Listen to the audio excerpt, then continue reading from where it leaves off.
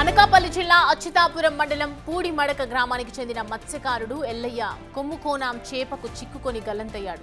సహచరులతో కలిసి సముద్రంలో చేపల వేటకు వెళ్లిన ఎర్రయ్య భారీ చేపకు చిక్కుకొని అదృశ్యమయ్యాడు. వెంట వెళ్లిన వారు ఎంత వెతికినా ఆచూకీ లభ్యం కాలేదు. ఎర్రయ్య ఆచూకీ కోసం ప్రభుత్వం ఎలాంటి సహాయం చేయట్లేదని కుటుంబ సభ్యులు ఓవైపు ఆవేదన వ్యక్తం చేస్తున్నారు. ఈ క్రమంలో మత్స్యకారుల సమస్యల పట్ల అండగా నిలిచింది బిగ్ టీవీ. ప్రాణాలకు తెగించి సుమారు 3 గంటల పాటు సముద్రంలో మాక్లైవ్ చేసి ఎల్లయ్య గల్లంతో అయిన దృశ్యాన్ని కళ్లకు కట్టినట్లుగా చూపించింది బిగ్ టీవీ సిబ్బంది.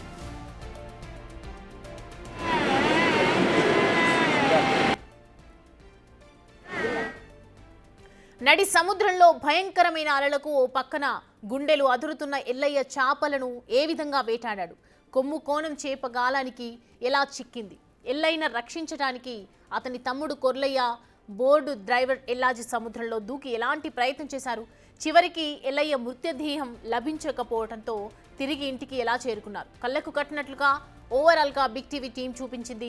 నడి సముద్రంలో మత్స్యకారులు ఎలా వేటాడుతూ ప్రాణాలను సైతం లెక్క చేయకుండా చేపల వేట చేస్తున్నారని చూపించింది.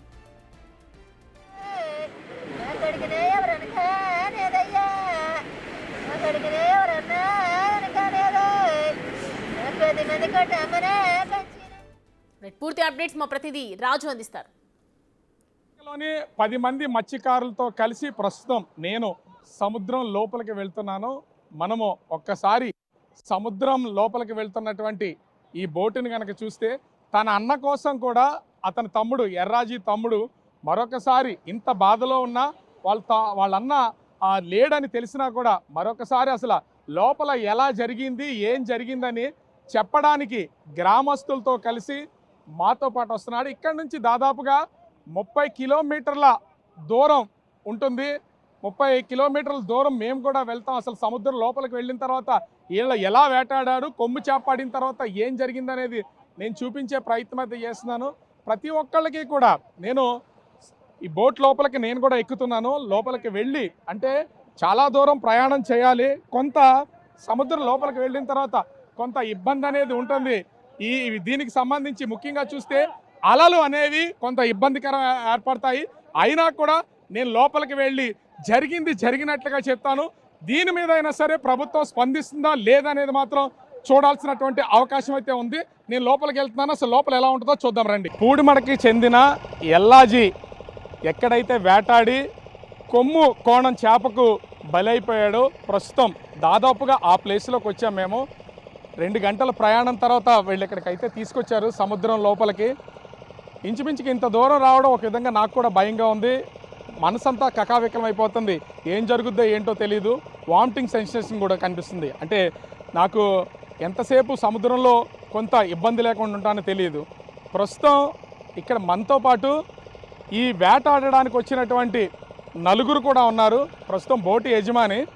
ఎందుకు ఇంతకు రిస్క్ చేసి వచ్చామంటే సముద్రం లోపల వేటాడడానికి వచ్చిన వీళ్ళు లోపలికి వెళ్ళి చేపను వేటాడినటువంటి సమయంలో ఆ కొమ్ము కోణం చేప ఏ విధంగా అతన్ని లోపలికి తీసుకెళ్ళిపోయింది, అసలు వేటాడారు కదా, ఎలా వేటాడారు ఏంటి అనేది ప్రత్యక్షంగా కొంత రిస్క్ అయినా కానీ ప్రస్తుతం ఇక్కడ బోటు డ్రైవరు గేలం పట్టుకుని సిద్ధంగా ఉన్నాడు.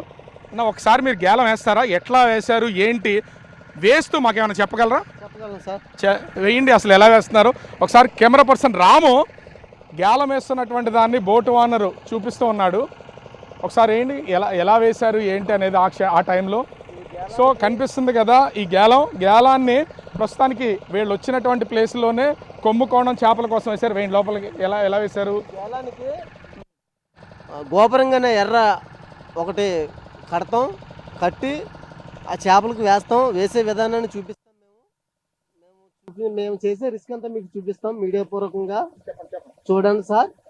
అంటే మనం చూడొచ్చు మనోడు ప్రస్తుతానికి అయితే చాలా రిస్క్తో వేస్తున్నటువంటి గేలం వేస్తున్నాడు. లోపలికి వేస్తున్నట్టు దాన్ని అయితే చూడొచ్చు. ఒకసారి వేయండి. అట్లా వీళ్ళు అలా వేశారు. గేలం వేసిన తర్వాత సహజంగా చాలా సేపు ఉంటారు. అయితే ఇక్కడ నేను చూపించేది కూడా అంటే కొమ్ము కోణం చేప ఆ క్షణంలో వీళ్ళకి పడింది. ఇప్పుడు ఆ చేప పడాలని లేదు, అది కాదు. కానీ జరిగినటువంటి సందర్భాన్ని మీరు ఇలా గేలం వేసిన తర్వాత ఎంతసేపు ఉంటారు ఇలా? ఇలా గేలం వేసి ఈ తాడుని పట్టుకొని ఇలా ఈడ్చుకుని వెళ్తాం. ఎంతవరకు చేప లాగితే అంతవరకు ఈడ్చుకొని వెళ్తాం. ఒకవేళ చేప పడితే అదృష్టంతో తీసుకుని చంపుకుంటాం, లేదనుకుంటే చేప పడకపోతే రిటర్న్ వచ్చేస్తాం.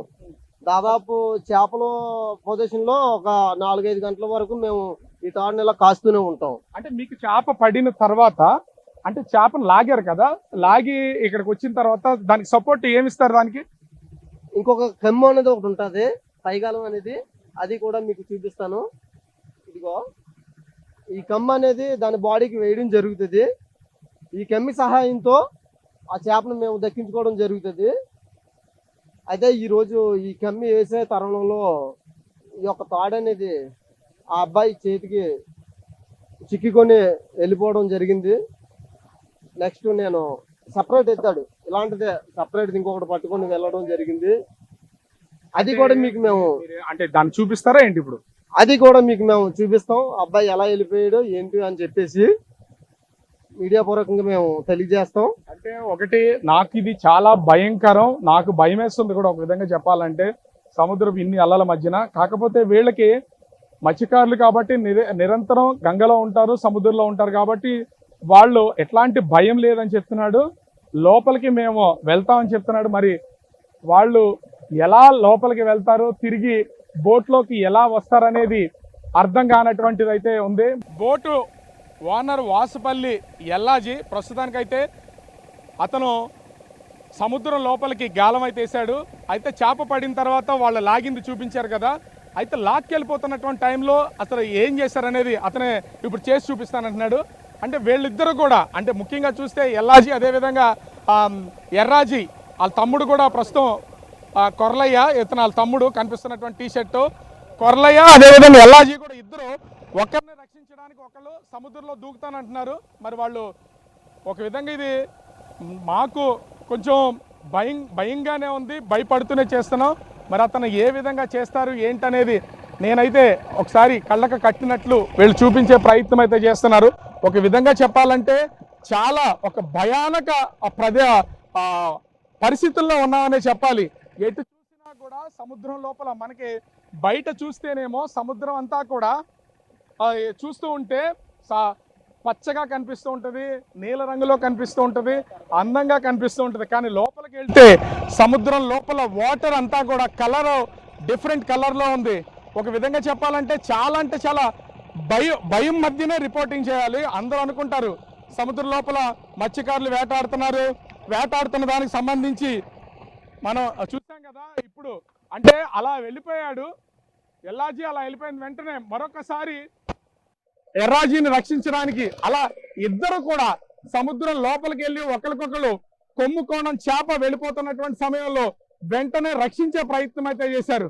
మనం చూస్తున్నాం కదా వాళ్ళని, అంటే ప్రాణాలకు తెగించి సముద్రం లోపల వాళ్ళని ఒకరికొకరు రక్షించుకునే ప్రయత్నం అయితే చేస్తూ ఉన్నారు. అంటే ఇలా వాళ్ళని రక్షించే ప్రయత్నంలో మళ్ళీ ప్రాణాపాయ పరిస్థితులకు వస్తుందేమోనని గుర్తించినటువంటి మిగిలిన ముగ్గురు మత్స్యకారులు కూడా ఒకరు బోటును ఆపరేట్ చేస్తూ ఉంటే మిగిలిన ఇద్దరు కూడా ఎర్రాజీ కోసం వెతికినటువంటి పరిస్థితి అయితే ఉంది. ఒక విధంగా వాళ్ళ ప్రాణాలను కూడా పణంగా పెట్టి ఎర్రాజీ కోసం ప్రయత్నం అయితే చేశారు. కానీ ఎర్రాజీని చేప అతని చేతికి పట్టుకోవడం వల్ల, అంటే అది చుట్టుకుపోవడం వల్ల తాడు మొత్తం అంతా లోపలికి వెళ్ళిపోయాడు. ఇప్పుడు ఎర్రాజీ ఎక్కడున్నాడు ఏంటనేది తెలియనటువంటి పరిస్థితి అయితే కనిపిస్తోంది. ముఖ్యంగా చూస్తే మనము వాళ్ళ దగ్గరికి వెళ్ళి ముందు వాళ్ళని కూడా సేఫ్ గా వాళ్ళని ముందు బోట్ ఎక్కించుకుందాం. ఎందుకంటే వాళ్ళు మత్స్యకారులు అయినా కూడా ఎంతసేపు వాళ్ళు బోట్ లో ఉండగలిగినా కూడా ఒక విధంగా చెప్పాలంటే నాకైతే నోటి నుంచి మాట రావడం లేదు, ఒక రకమైనటువంటి భయం వేస్తుంది. కానీ చూస్తున్నాం కదా, ఇంకొకరు తాడుతో అంటే ఒక సపోర్టింగ్ తాడు పెట్టుకుని వాళ్ళు రక్షించే ప్రయత్నం అయితే చేశాడు. అంటే ప్రతి క్షణం కూడా వీళ్ళు నిరంతరం సముద్రంలో వేటాడడం అనేది వీళ్ళకి చాలా కామన్. అలా తన అన్నను కాపాడుకోవడానికి ఆ కొర్లయ్య, అదేవిధంగా బోటు ఓనర్, తనతో పాటు వేటాడడానికి వచ్చినటువంటి బోటు ఓనరు ఎల్లాజీ మొత్తం పైకైతే ప్రస్తుతం వచ్చారు కదా, ఇంత రిస్క్ చేసి వచ్చారు. ఇదే విధంగా అతను కాపాడడానికి వెళ్ళారా మీరు? ఇదే విధంగా ఆయన్ని కాపాడడానికి వెళ్ళాం సార్. ఆయన మా చేతికి చిక్కలేదు సార్. దురదృష్టవశాత్తు నాకు కొంచెం దూరంలోనే ఆయన కిందకి వెళ్ళిపోవడం జరిగింది సార్. అసలు ఆ క్షణం అతను చేప ఈడ్చుకుపోతుంటే కింద వెంటనే అసలు కనిపించలేదా మీకు? కనిపించాడు సార్. వెళ్ళాను సార్ నేను. వెళ్ళినప్పటికీ కూడా నా చేతికి చిక్కకుండా చేప అనేది అసలు కింద. మామూలుగా అయితే ఎర్రాజీ ఎంత దూరం ఈదగలడు? ఎర్రయ్య మామూలుగా అయితే మినిమం 1 గంట సేపు ఈత కొట్టగలడు సార్. ఆయన మంచి ఈతగాడు సార్. మంచి ఆటగాడు, బలవంతుడు కూడా. దురదృష్టవశాత్తు నా చేతికి చిక్కకుండా అయిపోయాడు సార్. చాలా రిస్క్ చేశాం సార్. సో అతని తమ్ముడు ఉన్నాడు, ఒకసారి కూర్చోమ్మా. అంటే ఇక్కడ ఇతను చూస్తున్నాం కదా, మీ అన్న కోసం ఇప్పుడు నువ్వు దూకినది చూసాం, అట్లానే చేప అట్లా మీ అన్న లాక్కెళ్ళిపోయిందా? లాక్కెళ్ళిపోయింది సార్. అలా సేమ్ ఎలాగైతే చూపించాం అలాగే లాక్కెళ్ళిపోయింది. ఎంతసేపు అతన్ని రక్షించడానికి ట్రై చేశారు మీరు అసలు? ఒక అరగంట సేపు అలా ప్రాణాలు పోరాడి లాస్ట్ కి రక్షించలేకపోయాం సార్. ఇంకా తర్వాత ఇంటికి వచ్చేసారా? చాలా సేపు ఎతికాం సార్, మా వల్ల కాలేదు. ఇంకా మా ప్రయత్నం మేము చేసాము, ఇంకా మా వల్ల కాలేదు. అసలు ఆ సముద్రము లోపల ప్రయాణం చేయడం అంటే నిజంగా ఒక విధంగా చెప్పాలంటే ప్రాణాలతో చెలగాటం అని చెప్పాలి. ఒక విధంగా చాలా భయానకమైనటువంటి పరిస్థితి, భయంకరమైనటువంటి పరిస్థితి అయితే ఇక్కడ ఉంది. నోటి నుంచి మాట రావట్లేదు, గుండెల్లో దడ భయం కూడా ఉంది. కానీ నిజంగా చెప్పాలంటే ఎల్లాజీ చనిపోయినటువంటి ఆ ఎర్రయ్య గల్లంతయ్యాడు. అతను ఎక్కడున్నాడు ఏంటనేది ఎవరికీ తెలియదు. అతన్ని రక్షించే ప్రయత్నం ఎల్లాజీ గాని, అతని తమ్ముడు కొర్లయ్య గాని, మరొక వ్యక్తి గాని, మొత్తం ముగ్గురు ప్రయత్నం చేసిన చివరికి కొమ్ముకోణం చేప అతన్ని అయితే సముద్రం లోపలికి తీసుకెళ్లిపోయింది. దాన్ని సముద్రం లోపల దూకి కళ్లకు కట్టినట్లు చూపించే ప్రయత్నం అయితే బిగ్ టీవీ అత్యంత సాహసోపేతంగా చేసింది. కానీ సముద్రం లోపల ఎక్కువసేపు ఉండలేము, ఖచ్చితంగా వాంతులు అవుతాయి, కొత్త వాళ్ళకైతే రక్తాలు కూడా వస్తాయి, నోటి నుండి రక్తం కూడా వస్తుందని చెప్తున్నారు. అయితే అసలు ఇలా నడి సముద్రంలో వేటాడుతున్నటువంటి సమయంలో వీళ్ళు ఎదుర్కొంటున్నటువంటి సమస్యలు, ఒకవేళ గల్లంతైనా కనిపించకుండా పోయినా చనిపోయినా వాళ్ళకి ఎట్లాంటి మేలు కావాలి, న్యాయం కావాలని ఇక్కడ ఉన్నటువంటి వాళ్ళు ఉన్నారు. నేను వాళ్ళ అభిప్రాయాన్ని కూడా నడి సముద్రం లోపలే తీసుకుంటాను. అసలు వాళ్ళు ఏం చెప్తున్నారు ఏంటనేది కూడా ఒకసారి మనం కూడా తెలుసుకుందాం. సముద్రంలో వేటకెళ్ళినటువంటి మత్స్యకారులు ఎన్నో ఇబ్బందులు పడుతూ ఉంటారు, ఎంతమంది చనిపోతున్నారు, గల్లంతవుతున్నటువంటి వాళ్ళు కూడా ఉన్నారు.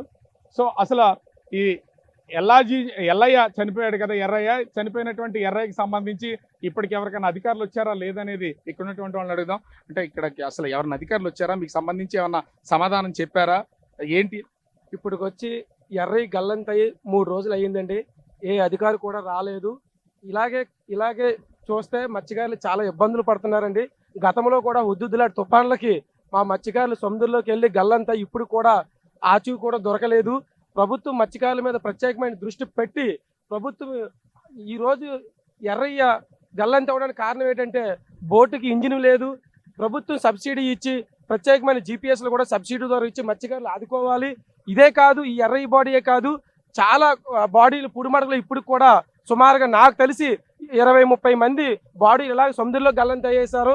ఇప్పుడు వచ్చి ఎర్రయ్య బాడీ గల్లంత అయ్యి 3 రోజులు అయినప్పుడు కూడా స్థానిక అధికారులు కానీ, స్థానిక ఎమ్మెల్యే గారు కానీ ప్రభుత్వం నుంచి ఎటువంటి స్పందన లేకుండా ఉన్నది. ప్రభుత్వం ఒక్కసారి మత్స్యకారులు కూడా ఒక పెద్దపేటకు వేసి మత్స్యకారుల వైపు కూడా చూడాలని చెప్పేసి ప్రభుత్వాన్ని డిమాండ్ చేస్తున్నాం సార్. అంటే ఒకటి, అసలు సముద్రంలో ఎవరైనా గల్లంతైనా లేదా చనిపోయినా బాడీలు కనుక దొరక్కపోతే అసలు దాన్ని ఎలా క్లెయిమ్ చేయాలి? ప్రభుత్వం నుంచి ఏమైనా నష్టపరిహారం వస్తుందా ఏంటి? అసలు ఏమైనా జీవోలు ఏమైనా ఉన్నాయా? నా పేరు వాసుపిల్లప్పారావు, పూడిమడక మాజీ వైస్ ప్రెసిడెంట్ నేను. అయితే గతంలో 2015లో కాకినాడలో మా పూడిమడక నుంచి 2 మత్స్యకారులు చనిపోయారు. అయితే బాడీలు దొరకనందుకు ఇప్పటి వరకు కూడా వాళ్ళకి ఎటువంటి ఎక్స్గ్రేషియా ఇవ్వలేదు. కానీ ఇప్పుడు కూడా ఎర్రయ్య 3 రోజుల క్రితం గల్లంత అయ్యాడు పూడిమడక సముద్ర తీరంలో. అయితే ఇప్పటి వరకు బాడీ కూడా ఎక్కడ దొరికినట్టు కూడా ట్రాస్ అయినట్టు కూడా అధికారులు కానీ ఎవరు కూడా మాకు తెలియపరచలేదు. అయితే అసలు అధికారులు తెలియపరచలేదు, ఒకవేళ గల్లంతైన వాళ్ళ పరిస్థితి ఏంటి, వాళ్ళ కుటుంబ పరిస్థితి ఏంటి, కనీసం ఆర్థిక సాయం పరిస్థితి ఏంటి? అందుకని ప్రభుత్వం వారు స్పందించి, ఎందుకంటే ఇప్పుడు నారా చంద్రబాబు ముఖ్యమంత్రిగా ఉన్నారు, పవన్ కళ్యాణ్ గారు ఉప ముఖ్యమంత్రిగా ఉన్నారు, లోకేష్ గారు మంత్రివర్యులు ఉన్నారు, వీళ్ళందరూ కూడా స్పందించి, ఎందుకంటే మా మత్స్యకారుల జీవనోపాధి ఎలా ఉంటుందంటే దినదిన గండం నీళ్ళ ఆయుస్సు. ఎందుకంటే సముద్రంలోకి వెళ్ళి వస్తారు, పొద్దుటి వరకు ఇంటి వరకు చేరని ఇంటి దగ్గర తల్లిదండ్రులు కానీ భార్య పిల్లలు కానీ ఎన్నో దేవుళ్ళకి దేవతలకి గంగమ్మ తల్లికి మొక్కుకుంటారు.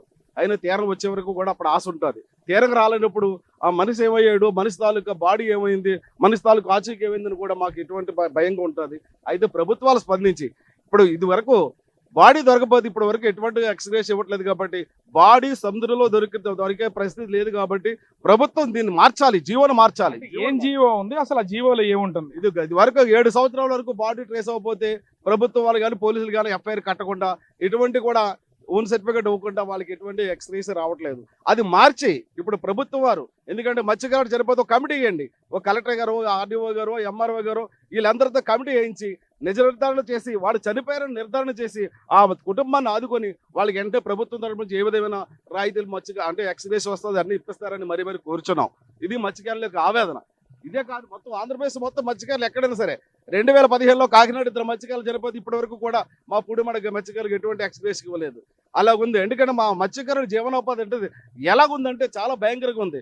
ఒడ్డున చనిపోతే ఎవరైనా పాము కాడికి చనిపోయినా సరే, చెట్టు మీద నుంచి పడిపోయినా సరే వాళ్ళకి బాడీ దొరుకుద్ది. నడి సముద్రంలో మా మత్స్యకారుడు చనిపోతే ఆ బాడీ కూడా కదా, దానికి కళేబరం కూడా దొరకదు. అటువంటి పరిస్థితులు, దేన పరిస్థితుల్లో మా మత్స్యకారులు జీవిస్తున్నారు. దీన్ని వెంటనే ప్రభుత్వం వారు దీన్ని దృష్టిలో పెట్టుకొని దీన్ని జీవోగా మత్స్యకారులు చనిపోయినా ఒక వారం రోజులకు, 2 నెలకో అన్ని నిర్ణయించి ఆ జీవో ఇచ్చి ఆ కుటుంబాన్ని ఆదుకుంటారని మరి కోరుచున్నాం. అంటే మనం చూస్తున్నాం నడి సముద్రంలో వేటకెళ్ళినటువంటి మత్స్యకారుల దీనస్థితి ఏ విధంగా ఉందనేది. సముద్ర అలల్లోనే ప్రయాణం చేస్తున్నటువంటి 2-3 గంటలు మాలాంటి సాధారణమైనటువంటి వాళ్ళైతే ఉండలేరు. కానీ సముద్రంలో వెళ్ళి వీళ్ళు వారం రోజులు, 15 రోజులు, నెల రోజులు వేటాడుతున్నటువంటి వాళ్ళు ఉన్నారు. గల్లంత అయినటువంటి వాళ్ళు, చనిపోతున్నటువంటి వాళ్ళు ఎంతో మంది ఉన్నారు. ఇప్పటికైనా ప్రభుత్వం కొన్ని జీవోలు మార్చాలని వాళ్ళైతే డిమాండ్ చేస్తున్నారు. దీనికి తోడు ఇప్పుడు ఎర్రయ్య కొమ్ముకోణం చేపకి బలైపోయాడు, గల్లంతయ్యాడు. అతనికి సంబంధించి స్థానిక ఉన్నటువంటి ప్రభుత్వం కానీ, అధికారులు కానీ, ఎంఆర్ఓ కానీ, మత్స్యశాఖ అధికారులు కానీ ఇప్పటి వరకు ఎవరో కన్నెత్తి చూడలేదు. ఇప్పటికైనా రావాలి, అతని కుటుంబానికి తగు న్యాయం చేయాలి.